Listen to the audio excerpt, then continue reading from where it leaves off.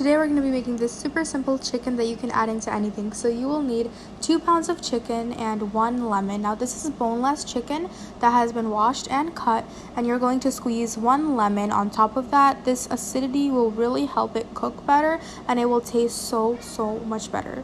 Add 1 tablespoon of ginger and garlic paste, 1 tablespoon of tandoori masala, 1 teaspoon barbecue masala, 1 teaspoon red chili powder, 1 teaspoon black pepper, 1 pinch of red food color, 1 teaspoon paprika, 1 teaspoon red chili flakes, and drizzle about 2 tablespoons of olive oil and mix this up, and this will be our marinade that we will marinate the chicken with. Now you can apply this onto the chicken and you can have this sit for 24 hours and then cook, or you can cook it immediately. Both ways are perfectly fine, but if you let it sit and marinate, then it will be even more delicious. So put this into a separate bowl, drizzle some olive oil on top. This will prevent it from drying out, and then cover with plastic wrap.